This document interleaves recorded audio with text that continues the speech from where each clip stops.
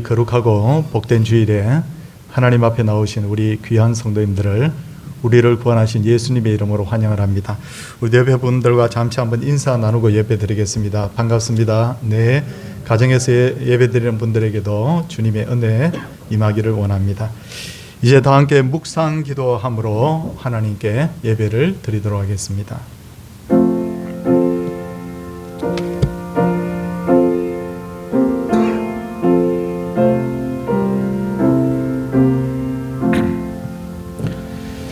여호와는 나의 힘과 나의 방패이시니 내 마음이 그를 의지하여 도움을 얻었도다. 그러므로 내 마음이 크게 기뻐하며 내 노래로 그를 찬송하리로다. 아멘. 사도신경으로 우리의 신앙을 고백하겠습니다. 나는 전능하신 아버지 하나님 천지의 창조주를 믿습니다. 나는 그의 유일하신 아들 우리 주 예수 그리스도를 믿습니다. 그는 성령으로 잉태되어 동정녀 마리아에게서 나시고 본디오 빌라도에게 고난을 받아 십자가에 못 박혀 죽으시고 장사된 지 사흘 만에 죽은 자 가운데서 다시 살아나셨으며 하늘에 오르시어 전능하신 아버지 하나님 우편에 앉아 계시다가 거기로부터 살아있는 자와 심판하러 오십니다. 나는 성령을 믿으며 거룩한 공교회와 성도의 교제와 죄를 용서받는 것과 몸의 부활과 영생을 믿습니다. 아멘. 찬송 250장입니다. 볼륨 약간만 높여주세요.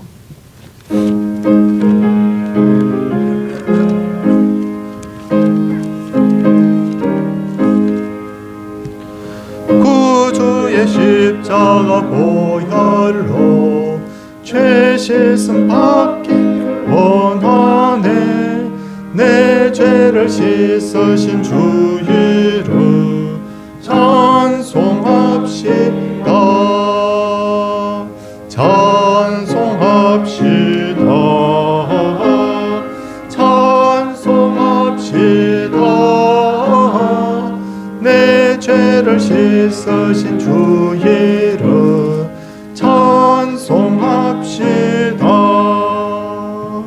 죄악을 속하여 주신 주 내 속에 계시네. 십자가 앞에서 주 이름 찬송합시다. 찬송합시다. 찬송합시다. 내 죄를 씻으신 주 이름 찬송합시다. 주 앞에 흐르는 생명수 날 씻어 정하게 하시네. 내 기쁨 정성을 다하여 찬송합시다. 찬송합시다. 찬송합시다. 내 죄를 씻으신 주 이름 찬송합시다.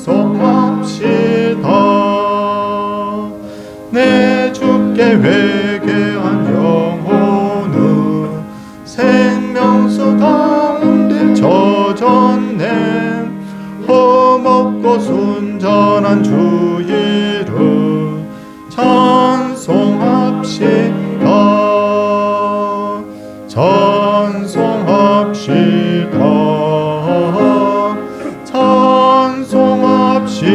찬송합시다.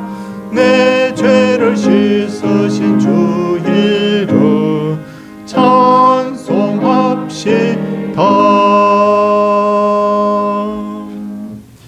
예배를 위해서 한재덕 집사님께서 기도 인도하시겠습니다.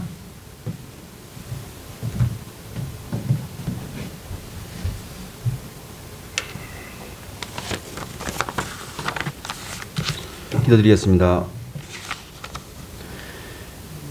여호와께 감사하라. 그는 선하시며 그의 인자하심이 영원함이로다. 공의로우시며 사랑으로 우리를 감싸주시고 언제나 우리와 함께 하시는 감사하신 사랑의 하나님, 부족하고 허물 많은 저희들을 한 주간도 건강하고 말씀 속에 살게 하시고 복된 주일을 맞이하여 이 시간 주님과 함께 할 수 있도록 찬양과 예배를 드리게 하심에 감사를 드립니다. 지난 한 주간을 지내면서 주님과 기쁜 마음으로 지내기도 하시고 가정에서의 합병도 감사하였지만 세상 속의 생활은 주님을 기쁘게 드리지 못하고 겉모습에 충실하고 남에게 배려하지 못한 모든 것들 주님 회개합니다. 용서하여 주시고 언제나 한 마음으로 나갈 수 있도록 인도하여 주시옵소서. 사랑과 은혜가 충만하신 하나님 아버지, 저희 교회를 사랑하시어 지금까지 지켜주시고 2020년을 시작한 지가 엊그제것만 이제 올해도 다 지나가고 있지만 코로나19로 모든 것들이 방역과 사회적 거리두기로 이해가 다 지나가고만 확진자는 더 확장되어서 우리의 생활과 신앙생활까지도 더욱더 위축되지 않도록 주님 도와주시고 하루속히 코로나19가 소멸되어서 모든 성도들이 주님께 나올 수 있도록 도와주시옵소서. 또한 올해 계획한 것들이 내년으로 이월되고 이제는 내년을 기억하면서 새로운 예산안과 연중 목회 계획들을 모든 성도들이 참여할 수 있도록 역동적인 2020년도 될 수 있도록 지혜를 주시고 은혜 가운데 잘 이룰 수 있도록 인도하여 주시옵소서. 이제 얼마 남지 않은 올해의 계획들도 잘 진행할 수 있도록 도와주시고 내년도 사업을 준비하시는 교육자님들과 당사자들 주님 함께 하시어 부족함이 없도록 능력을 허락하여 주시옵소서. 살아계셔서 역사하시는 하나님 아버지, 뜻하지 않는 질병으로 병성해서 가정에서 고통 속에 계시는 성도님, 주님께서 긍휼히 여기시어 치료의 은사를 내려주시고 마음의 고통과 육체의 질병까지도 떨쳐버리시도록 영적 신앙을 주시오며 주님께 더욱더 다가가는 기쁨을 주시옵소서. 또한 그 가정을 위로하시고 함께 기쁨을 나눌 수 있도록 주님 모든 것을 원래의 모습으로 회복시켜 주시옵소서. 또한 경제의 어려움과 은밀한 기도 제목과 소원하는 기도 제목들을 응답 주셔서 마음속에 주어진 모든 것들이 회복되게 하여 주시옵소서. 가정과 교회가 평안함에 감사가 넘쳐나는 우리 모두가 되게 하여 주옵소서. 사랑의 하나님 아버지, 또한 저희 청년부를 또 우리 학생부들을 주님께서 함께 해주시고 이제 얼마 남지 않은 올 올해도 주님께서 동행하여 주셔서 내년도 새로운 계획을 세울 수 있도록 하나님 아버지 그들 마음속에서 지혜와 총명을 허락하여 주셔서 날마다 은혜가 넘치는 삶 속에서 우리가 주어진 삶을 잘 살아갈 수 있도록 주님 함께하여 주시옵소서. 감사하신 하나님 아버지, 늘 우리들의 마음에 양식을 채워주시는 목사님 항상 강건케 하시고 그 가정도 주님 늘 평안하게 지켜주시며 계획된 모든 것들이 순조롭고 인도하여 주시며 말씀으로 저희가 가슴을 채워주실 때 성령의 능력이 크게 감동감아 넘칠 수 있도록 주님 함께 하시며 그 말씀으로 한 주간이 새로운 양식 될 수 있도록 주님 은혜 내려 주시옵소서.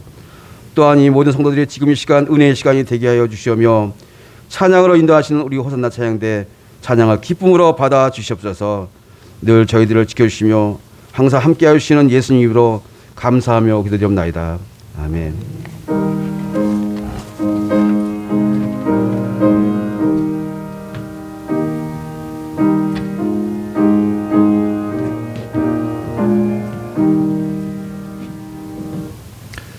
하나님의 말씀은 누가복음 2장 1절에서 7절까지의 말씀입니다.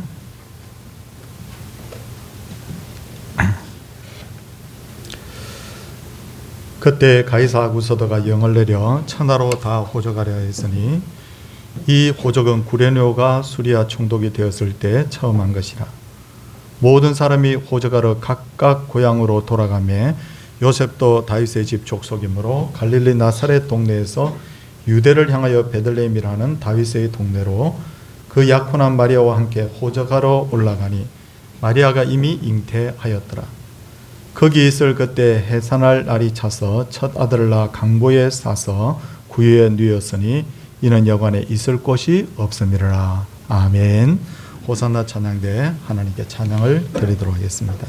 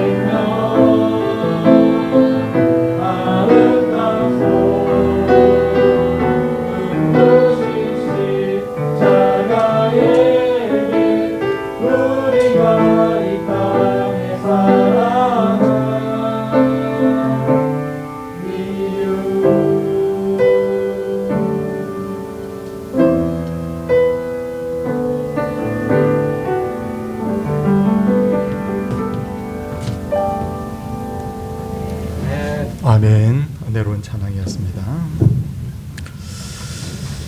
지금까지 인류 역사상 가장 오래 존속하면서 가장 많은 나라에 영향을 미친 나라를 하나 꼽으라고 하면 저는 로마 제국을 꼽고 싶습니다. 로마 제국은 생긴 지는 굉장히 오래됐지만 본격적으로 그들이 세력을 확장할 때는 주전 500년부터인데 주 500년 동서로마 제국이 나누어지고 서로마 제국이 망했던 기간을 생각해 보면 약 1000년 동안 존재했던 천년 제국 로마라고 부르는 것이 옳겠죠. 그렇다면 그 대단한 로마 제국의 최고 주도자는 누구였을까요? 바로 줄리어스 시저. 얼마나 대단했던지 그 후에 여러 나라에서는 그의 이름을 따서 황제의 이름 앞에다가 시저 혹은 케사르, 러시아에는 짜르, 독일에서는 카이저, 가이사 이렇게 불렀고 시저, 율리어스 시저가 태어난 달이 7월이었기 때문에 영어에서는 지금도 7월을 줄라이라고 부르고 있고 그리고 시저가 수술을 통해서 태어났다고 해서 수술을 통해서 태어나는 아이를 바로 제왕절개 수술, 제왕절개 수술을 해서 태어났다라고 합니다. 그만큼 시저의 영향력은 대단했죠. 이제 누가복음 2장 1절 말씀을 보시면 그때 가이사 아구스도가 영을 내려 천하로 다 호적하라 하였으니라고 되어 있습니다. 여기서도 황제 아구스도의 이름 앞에 바로 시저를 의미하는 가이사가 붙어 있는 것을 알 수가 있습니다. 근데 이 황제가 영을 내려 천하로 다 호적을 하라고 하는데 이는 로마의 시민과 로마 식민지의 모든 백성으로 하여금 다 호적하라고 한 것입니다. 로마의 황제들은 주기적으로 백성들을 호적하도록 한 이유는 세금을 효율적으로 거두기 위해서, 군대를 효율적으로 징집하고 운용하기 위해서, 국가를 효율적으로 다스리기 위해서 호적은 몇 년마다 그렇게 주기적으로 행해졌다고 합니다. 그러므로 로마 제국에서 호적을 조사한 날을 기록한 날을 참조를 하면 예수님이 거의 몇 년도에 탄생하셨는지를 우리가 추측도 할 수 있다는 결론에 이르게 되죠. 그런데 이처럼 우리나라도 인구조사를 하는데 그런데 어떻게 합니까? 얼마 전까지만 해도 조사위원들을 집집마다 보내서 인구조사를 했더랬습니다. 그런데 최근에는 인터넷을 통해서 자진신고를 하도록 그렇게 하고 있지만 100% 참여를 안 하기 때문에 또 조사위원들을 이중으로 보내는 그런 수고를 하고 있는데 인구조사 그거 별것 아니라고 생각되지만 조사를 하고 통계를 내는데 몇 달의 시간이 걸린다고 그렇게 사람들은 말을 하더군요. 근데 예수님께서 태어나신 당시만 해도 그 넓은 로마 제국 전체의 인구조사를 정확하게 한다는 거 얼마나 힘들었겠습니까? 그래서 정확성을 기하기 위해서 인구 등록은 고향으로 돌아가서 그렇게 하도록 했습니다. 3절부터 5절 말씀 한번 보시기 바랍니다. 모든 사람이 호적하러 각각 고향으로 돌아가매 요셉도 다윗의 집 족속이므로 갈릴리 나사렛 동네에서 유대를 향하여 베들레헴이라 하는 동네로 그 약혼한 마리아와 함께 올라갔다라고 그렇게 기록이 되어 있어요. 바로 고향으로 가서 인구조사에 동참을 하려고 했던 거죠. 그렇다면 베들레헴은 어떤 곳입니까? 베들레헴은 오늘 성경에도 언급되었듯이 다윗의 고향입니다. 성경을 보면 다윗은 고향이 생각에 전쟁 중에도 고향을 그리워하면서 저 고향에 저 물 한 모금만 내가 마셨으면 좋겠다고 할 만큼 그는 그 베들레헴을 사랑했던 것을 알 수가 있어요. 그리고 지금은 이 베들레헴은 전 세계의 기독교인들의 마음의 고향 같은 곳인데 제가 2년 전에 방문을 했을 때 보니까 굉장히 베들레헴이 번화한 그런 도시였습니다. 하지만 예수님이 태어나실 당시만 해도 베들레헴은 정말 알려지지 않은 작은 마을로서 인구도 얼마 되지 않았다고 그래요. 그래서 미가서 5장 2절을 보면 베들레헴 에브라다야 라고 하면서 너는 유다 족속 중에 작을지라도 라고 한 것입니다. 그만큼 베들레헴은 알려지지 않은 작은 도시였어요. 마을이었어요. 그렇다면 왜 예수님께서 이 작은 마을에 태어났을까요? 첫째는 성경의 예언이 응하게 하기 위해서 구약 성경을 보면 장차 메시아가 베들레헴에서 탄생하실 것이라고 한 건데 바로 그 예언이 응하도록 하신 것입니다. 그리고 둘째는 예수님이 태어나신 목적이 무엇인지를 우리에게 보여주기 위해서인데 예수님 당시에 대부분의 유대인들은 메시아가 곧 올 것이라는 그 메시아 사상, 메시아에 대한 그 기대가 굉장히 높았다고 합니다. 그런데도 불구하고 정작 메시아 예수님이 왔을 때 그들은 대부분 예수님을 알아보지 못했어요. 왜 그 사람들이 예수님을 알아보지 못했는가? 그 사람들은 예수님이 왕자로 태어날 것이라고 생각했습니다. 아니면 큰 부잣집이나 최소한도 권력자의 집안에서 태어날 것이라고 그들은 생각을 했던 것이죠. 그런데 어떻게 되었나요? 낮고 천한 목수 요셉과 마리아의 가정에서 바로 예수님이 그것도 이름도 알려지지 않은 베들레헴에서 태어나셨는데 이는 예수님께서 낮은 자, 병든 자, 죄인들의 친구가 되시고 그들을 구원하기 위해서 이 땅에 오셨음을 바로 우리에게 말씀을 하고 계시는 것이죠. 베들레헴의 뜻은 뭡니까? 베들레헴, 벳, 바로 집, 레헴, 바로 떡, 그런 뜻인데 베들레헴의 뜻은 바로 떡집입니다.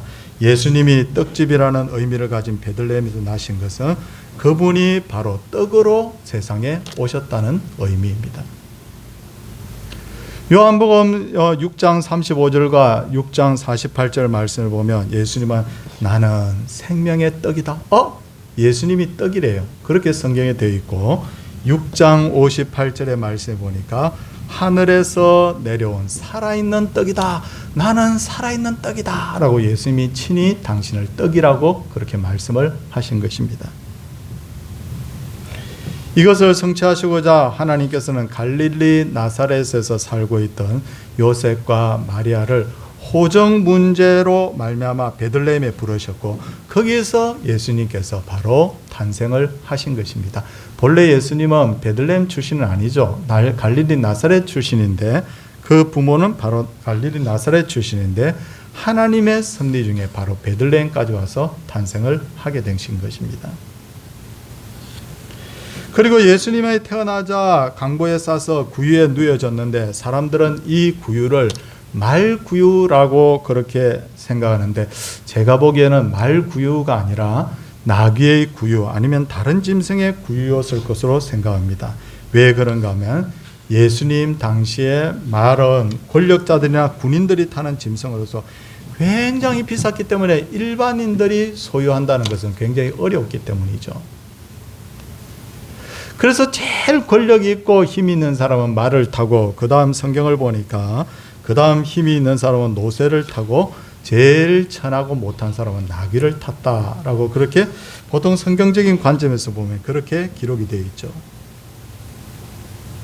그렇다면 아기 예수님이 구유에 누이신 것은 본문 7절에 보면 이는 여관에 있을 곳이 없음이라고 하신 것처럼 마땅히 예수님이 누일 만한 장소가 없었기 때문이라고 말합니다. 한편으로는 이것은 또한 예수님이 이 땅에 오신 목적이 무엇인가를 시청각 자료를 통해서 보여주신 것이죠. 성도님들, 예수님은 누구입니까? 예수님에 대해서 저는 요한복음을 참 좋아하는데 마태복음과 요한복음을 참 좋아하는데 요한복음을 딱 보면 예수님에 대해서 정의가 되어 있습니다.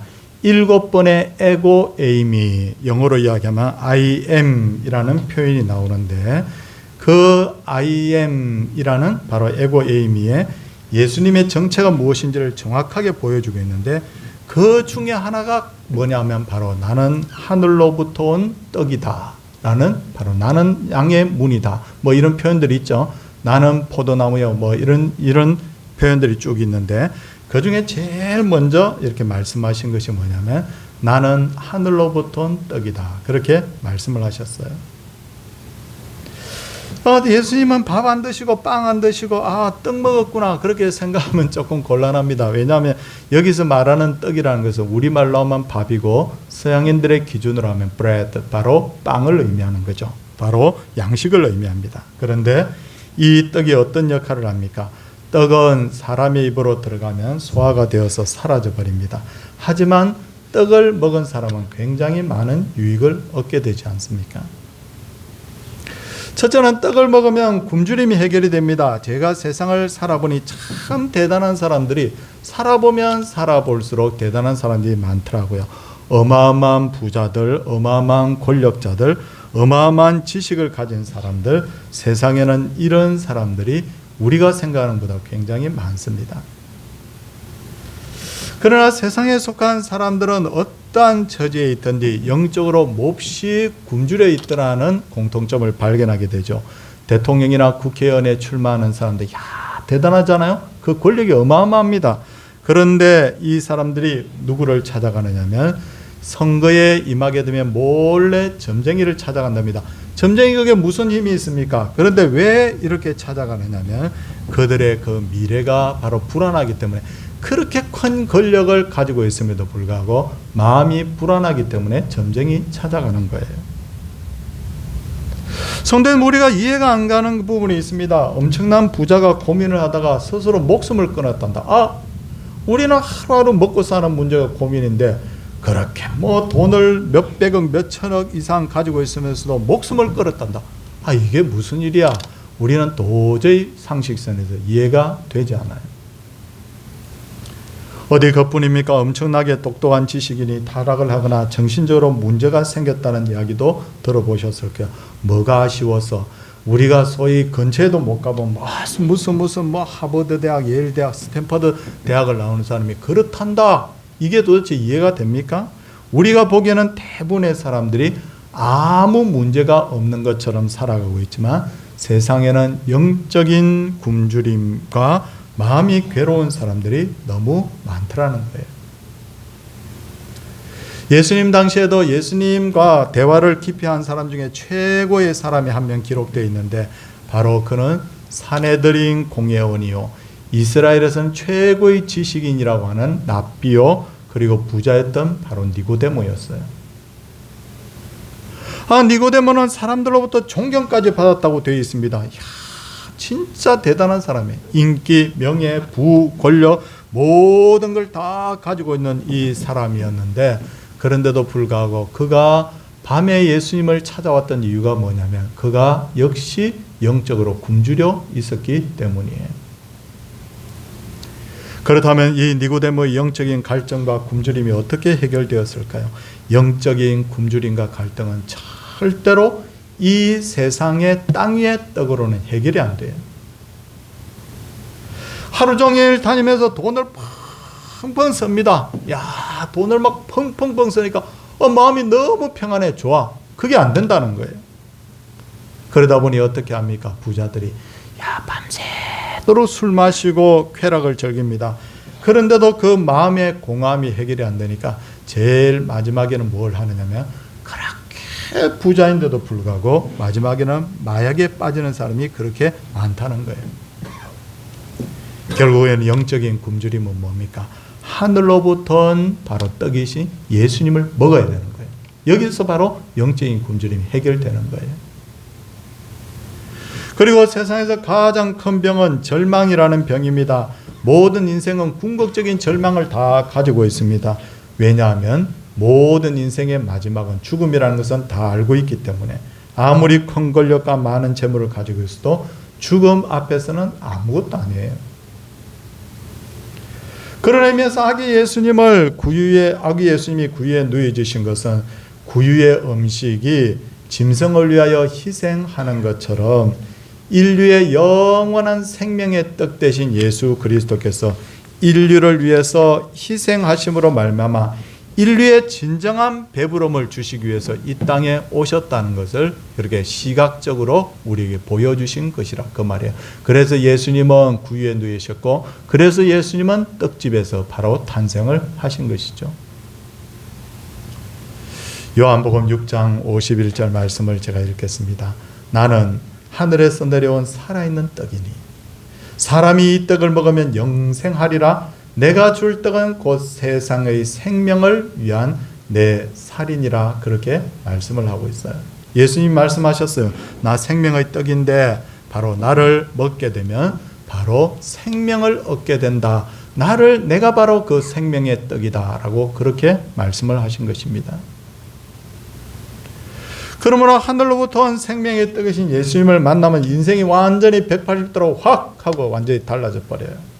제가 어렸을 때 신앙생활을 할 때 참 저를 갈등하게 한 것이 뭐냐면 교회 어른들 중에 늘 기뻐하고 감사하면서 그렇게 사는 분들이 종종 있더라고요. 제가 보기에 저분이 형편이 별로 안 좋아. 솔직히 이야기해서. 좀 알잖아요. 오랫동안 신앙생활 같이 하면. 그런데도 불구하고 그분들은 입만 열면 감사합니다. 하나님의 은혜입니다. 라고 그렇게 말할 때 제 어린 마음에 무슨 생각이 드냐면 저 좀 가식이 아닐까 하는 생각이 들었더랬습니다. 왜냐하면 그분들이 도저히 감사할 만한 상황이 아니었더랬기 때문입니다. 그런데 이제는 제가 조금 알 것 같아요. 배고픈 사람이 떡을 먹으면 행복하잖아요. 포만감을 느끼잖아요. 영적으로 볼 때 생명의 떡이신 예수님이 마음속에 가득 채워지면 세상에 줄 수 없는 행복이 마음속에 막 밀려오는 거예요. 세상 그 무엇도 부럽지 않게 되는 거예요. 그렇기 때문에 이제는 진짜 조금 알겠더라고요. 예수 충만이 바로 행복 충만이고 예수 충만이 바로 감사 충만이 되는 것이구나.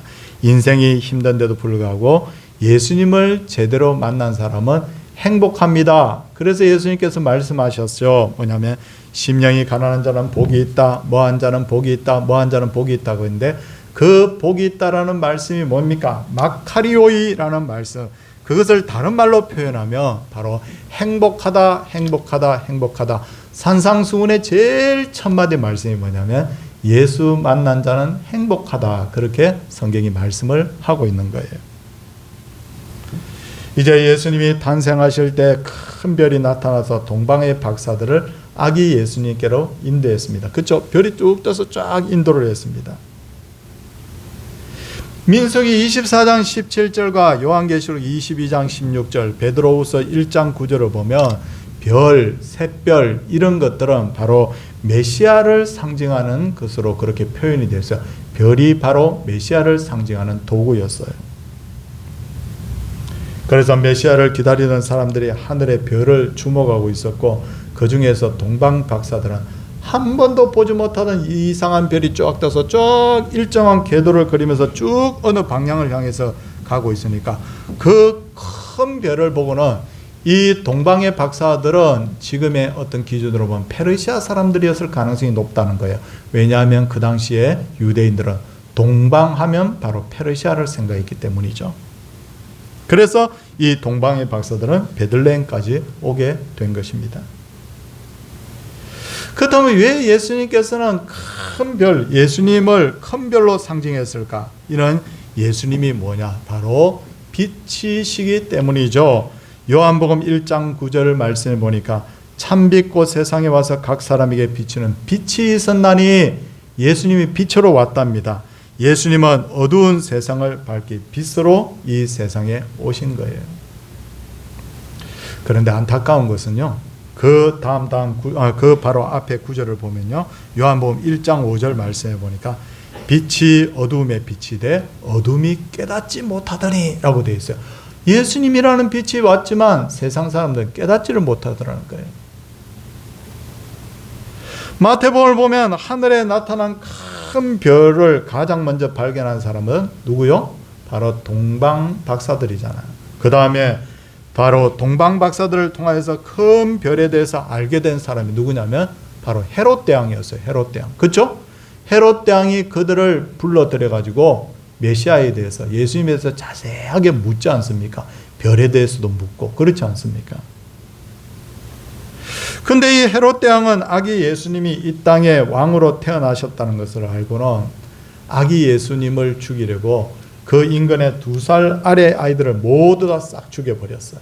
자기 권력을 빼앗기지 않으려고. 그는 어두움에 속한 사람들이기 때문에 빛이 세상에 왔지만 그 빛을 알아볼 수가 없었던 겁니다.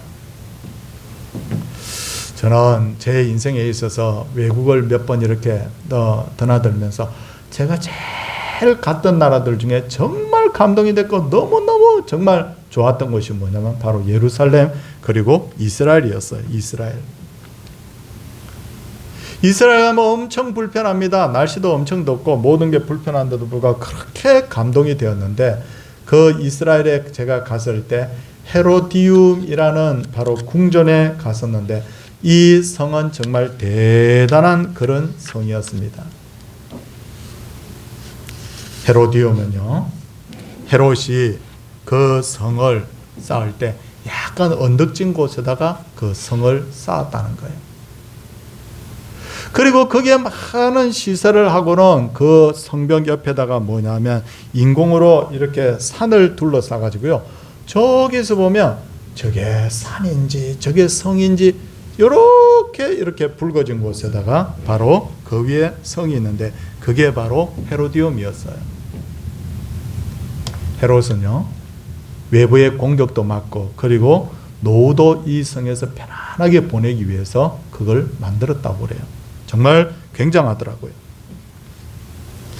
헤롯은 혹시 모를 적들의 침입 그리고 자기의 여생을 편안하게 보내기 위해서 만든 이 성. 그런데 문제가 뭐냐면 역사의 기록에 보니까 이 헤롯이 헤로디움에서 생활을 한 적이 별로 없었다는 거예요. 별로 가보지 못했다는 거예요.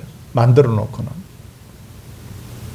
그런데 헤롯이 이 성을 아주 요긴하게 사용한 일이 있는데, 그게 뭐냐면 헤롯이 죽었을 때 여기서 장례식을 치릅니다. 성대한 장례식을 쫙 치릅니다. 많은 사람을 초대하고. 그리고 죽고 난 후에 장례식을 치르기는 했지만, 아니 장례식을 그렇게 잘 치러도 죽은 사람에게 그게 무슨 의미가 있나요? 아무 의미 없는 짓을 한 거예요. 살아있을 때 의미가 있는 것이지. 그리고 헤롯은 나이 많아 죽었을 때 자기가 평소에 워낙 나쁜 짓을 많이 했기 때문에 자기에게 원한을 품은 사람들이 자기 무덤을 도굴할 것을 걱정해 가지고 헤롯의 무덤을 아주 아무도 모르게 감쪽같이 그렇게 만들었다고 그래요. 몰랐어요, 아무도. 그런데 성도님들, 1972년도 지금부터 한 50여 년 전쯤에 그때로부터 이제 바로 히브리 대학의 예후드 넷제르 교수라는 분이 바로 발굴단을 이끌고 이 헤롯의 그 무덤을 발굴하기 시작해 버린 거예요. 35년 동안 다 발굴을 해가지고 그 무덤이 완전히 세상에 다 드러나게 됐어요. 뭐가 있었을까요? 헤롯의 뼈가 있지 뭐가 있겠어요. 살은 다 썩어버리고. 결국 이것을 딱 보면서 보여준 것이 뭐냐면, 죽음 후에 결국 아무것도 아니더라. 성대한 장례식을 치르나 아무 곳에나 묻으나 아무 의미가 없는 거예요. 시간 지나고 죽고 나니까 그냥 죽은 자의 뼈만 있고, 그 죽은 자의 그 무덤도 성대하면 성대할수록 더 도굴의 어떤 표적이 되는 거잖아요. 하지만 빛이신 예수님을 마음에 영접하면 죽음으로 끝난 인생이 뭘 얻느냐? 참 생명 얻는다. 그리고 빛이신 예수님을 만난 사람은 인생에 있어서 무엇이 중요한지 참 가치를 깨닫게 되는 거야. 막 지금은 막 내가 세상에 뭘 다 할 것처럼 돈, 권력, 명예, 인기 막 그런 데 관심을 가졌던 사람들이 예수라는 그 참빛이 그 마음에 쫙 비치게 되면 진짜 자기 인생에 있어서 참 가치가 무엇인지를 그때부터 알게 되더라는 거예요. 어떤 신앙이 좋은 젊은이가 그 망해가는 아주 더러운 그 공장을 하나 인수를 해서 사업을 했는데, 이 신앙이 좋은 젊은이에게 하나님께서 아이디어를 주셔가지고 이 공장이 너무 잘 돼버린 거예요. 막 떼돈을 벌게 된 거예요. 갑자기 떼돈을 버니까 주위의 친구들이 찾아와서 그를 돈은 써야 되는 거야. 그렇게 하면서 자꾸 그런 말 하잖아요. 여럿이서. 그래서 그 친구들에게 끌려가서 그런 매일 술집을 드나들기 시작했는데, 술집을 드나들다 보니까 더 좋은 곳으로 그렇게 가면서 술과 쾌락에 완전히 빠져들게 됐습니다. 그런데 노후를 앞으로 장례를 준비하지 않았던 젊은이, 갑자기 불황이 닥치니까 사업이 안 되는 거예요. 날마다 은행에서 대출금을 갚아라 뭐 하라 하면서 막 독촉 전화가 오니까 도저히 숨이 막혀서 살 수가 없습니다. 그때 이 젊은이가 목사님을 찾아갑니다. 목사님, 제가 어떻게 하면 좋겠습니까? 저 지금 죽을 것 같습니다. 잘 될 때 잘 이렇게 대비를 했으면 되는데 지금 상황이 지금 이렇게 돼버린 거예요. 근데 이 목사님 참 훌륭한 분이었던 것 같아요. 이 목사님이 그 젊은이에게 이렇게 말합니다. 폐업을 합시다. 그리고 폐업 감사 예배 드립시다. 근데 이 젊은이가 그렇게 타락한 그 삶을 살았는데도 불구하고 마음속 밑바닥에 신앙이 있었던 것 같아요. 그러니까 그 젊은이가 예, 목사님 그렇게 하겠습니다. 성도들을 모셔다가 폐업 예배 드립니다. 거기서 하나님의 말씀을 선포하고 찬양하고 기도합니다. 예배가 다 끝나고 나서 그 젊은이가 모여 계시던 그 성도님들을 향하여서 제가 오늘 말씀을 한번 드리겠습니다 라고 하면서 뭐라고 말을 하느냐면, 오늘은 제 사업체를 폐업하는 날입니다. 하지만 제 신앙은 다시 개업하게 되었습니다 라고 그렇게 그 젊은이가 바로 고백을 하더라는 거예요. 거꾸로 그 젊은이는요, 참 신실한 신앙인으로 하나님을 너무너무 잘 섬겼다고 그럽니다. 이처럼 빛이신 예수님을 만나면 망한 것도 오네. 돈 없으면 죽을 것 같고 세상 쾌락이 최고인 것처럼 살던 사람이 인생의 가치관이 완전히 싹 달라져 보니까요, 죽음과 같은 고통 속에서도 새 희망을 얻고 절망 속에서도 산 소망을 얻습니다. 그게 뭐냐면 예수 그리스도, 빛으로 오신 예수 그리스도께서 쫙 그 심령에 빛을 비춰주시면 사람이 뒤집어지고 사람이 다 달라지더라는 거예요. 사랑하는 성도님들, 제가 오늘 예수님을 어떻게 소개하고 있습니까? 저는 오늘 예수님을 두 가지 어떤 부분으로 제가 소개를 드렸습니다. 첫째는 예수님이 누굽니까? 우리에게 참 생명을 주시는 하늘로부터는 바로 생명의 떡이다. 맞죠? 그리고 예수님이 누구라고 말씀드렸습니까? 예수님은 누구신가 하면 우리의 그 마음속 깊은 곳에 절망과 어둠을 몰아내기 위해서 우리의 가슴속에 비추어지는 바로 큰 빛으로 오셨다. 그렇게 말씀을 하고 있습니다. 사랑하는 성도님들, 이제 다가오는 12월 25일 성탄절은 예수님께서 이 땅에 오신 것을 기념하는 절기예요. 하늘로부터 온 생명의 떡이신 예수님, 큰 빛으로 오신 예수님을 마음속에 깊이 영접하고 생각함으로 하나님이 주시는 그 마카리오의 복된 그 놀라운 역사, 그리고 하나님께서 주시는 그 놀라운 생명, 그 역사가 우리 모든 여기에 계신 우리 성도님들께, 그리고 이 시간 유튜브로 방송으로 예배드리는 모든 우리 성도님들께 함께하기를 주님의 이름으로 축원을 드립니다. 찬송하도록 하겠습니다. 270장이에요.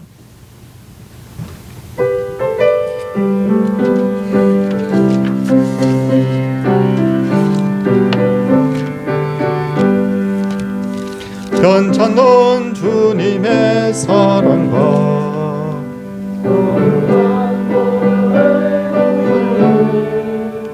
우리 더 찬양을 합시다.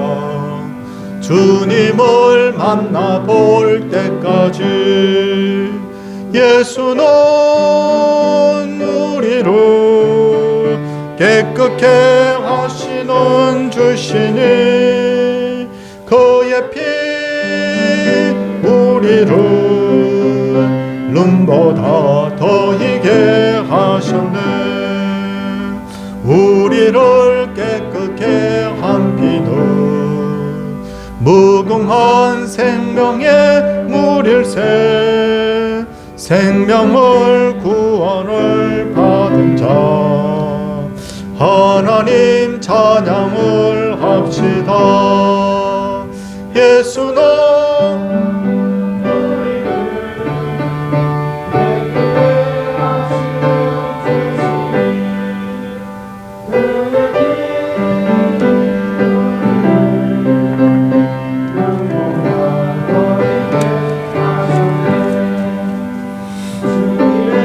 거룩한 보혈을 날마다 입으로 간증해 담대히 싸우며 나가세. 천국에 들어갈 때까지 예수는 우리를 깨끗게 하시는 주시니 그의 피 우리를 눈보다 더 희게 하셨네. 십자가 단단히 붙잡고 날마다 이기며 나가세. 머리에 면류관 쓰고서 주 앞에 찬양할 때까지 예수는 우리를 깨끗게 하시는 주시니 그의 피 우리를 눈보다 더 희게 하셨네.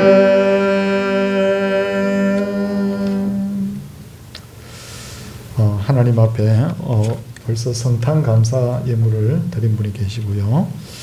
그리고 저를 태어나게 해주셔서 감사해요 누리몰림 하고 그렇게 드렸고요. 또 범사에 감사해서 하나님 앞에 귀한 예물들 드렸습니다. 우리 손을 모고 한번 기도하겠습니다. 하나님 아버지, 우리에게는 다 연약함이 있고 우리에게는 다 하나님 암담함이 있고 우리 속에는 다 답답함이 있습니다. 그러나 이 문제를 세상의 어떤 것들로 풀려고 하면 아무리 많은 돈과 권력과 명예가 주어진다 하더라도 결국은 주님 이것이 답이 아니라는 것을 마침내 깨달을 수밖에 없을 텐데 예수 그리스도께서 하늘로부터 생명의 떡으로 이 땅에 오셨고 예수 그리스도께서 어둠을 밝히는 빛으로 이 땅에 오셔서 우리의 마음에 찾아와 주신 것을 주님 감사를 드립니다. 이 떡을 먹음으로 영원히 배부름을 얻고 이 떡을 먹음으로 영생을 얻는다고 말씀을 하셨습니다.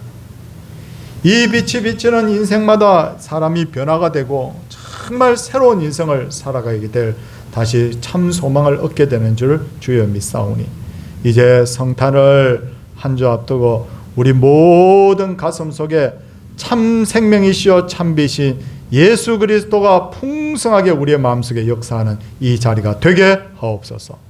방황하는 자들이 주님 참빛을 발견하게 하시고 어둠에 있는 자들이 예수님 앞으로 나오게 하여 주시고 고민하는 분들의 고민이 풀어지게 하시고 몸이 아픈 분들이 예수 그리스도의 이름으로 기도할 때 건강케 되는 놀라운 역사가 주여 있게 하여 주시옵소서. 우리의 자녀들이 주님 예수님을 바로 알고 바로 믿게 하여 주시고 우리의 인생이 완전히 새로움을 입어서 하나님 앞에 감사의 인생으로 변화되는 그런 놀라운 역사가 있게 하옵소서. 사랑해 주여 사랑합니다. 하나님께서 참 기뻐하시는 우리 성도님들이 하나님 앞에 귀한 12월절을 드리고 감사의 물 드리고 또 전주 예물과 전도 생계 예물을 하나님 앞에 드리고 주일 예물을 주 앞에 드렸나이다. 예배하는 모든 분들의 예배와 아울러 이 헌물을 주께서 받아주시고 하늘의 창고 땅의 창고가 날마다 차고 넘치게 하시며 우리의 삶이 예수 그리스도로 말미암아 참 복된 삶, 참 행복한 삶이 되도록 주여 은혜로 우리를 인도하여 주시옵소서. 주 예수 그리스도의 은혜와 하나님의 놀라우신 사랑과 성령의 감화교통하심의 역사가 하나님의 백성들 위해 이제로부터 영원토록 함께 있을지어다. 아멘.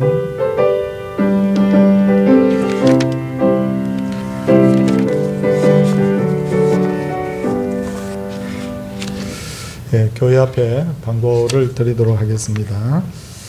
오늘은 2부 예배 후에 새해 예산을 위한 재직회가 있고요. 그리고 꼭 하나 더 기억해야 될 것은 바로 25일 토요일 날 오전 11시에 성탄 감사 예배를 드립니다. 제가 또 문자를 사전에 한번 더 보내겠지만 그날 나오셔서 다 함께 우리 가족분들 나오셔서 함께 기뻐하는 그런 날이 되기를 원합니다. 성도님들 지금 예배당 좌석 수의 30%까지 우리 성도님들 예배를 드릴 수 있어요. 우리가 이 자리를 다 합하면 한 300개 정도 되는데 30개 하면 한 90명 정도 되거든요. 그러니까 1부, 2부 각각 90명씩 예배 드릴 수 있으니까 우리하고는 아무 관계가 없어요. 그래 편안하게 나오시면 되고, 단지 감기 몸살 기운이 있는 분들은 가정에서 예배 드리시고 그렇게 하면 됩니다. 지금까지 협조를 너무 잘해 주셔가지고요.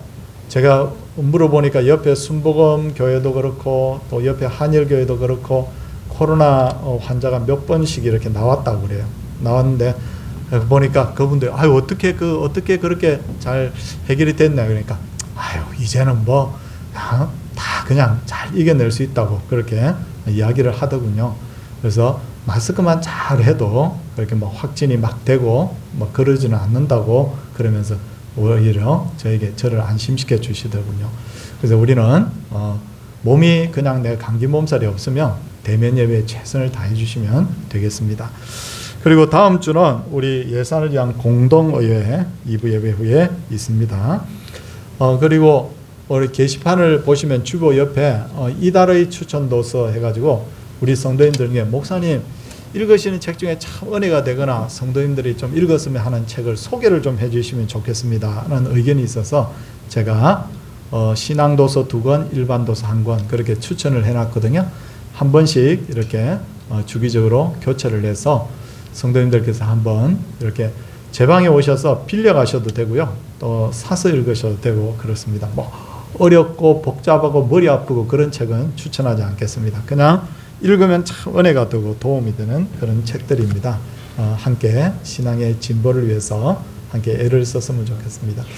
성도님들이 저의 건강을 위해서 계속해서 기도해 주고 계신데 저도 이제 더 건강해지기를 하나님께 구하고 있고요. 우리 성도님들께서 저는 늘 기도하거든요. 우리 성도님들 건강하게 해달라고, 잘 되게 해달라고, 평안하게 해달라고 늘 기도하는데 우리 기도해서 새해에는 더 건강하고 더 좋은 교회 만들어갈 수 있기를 원합니다. 우리 옆에 분들과 한번 힘있게 한번 인사하도록 하겠습니다. 할렐루야! 할렐루야!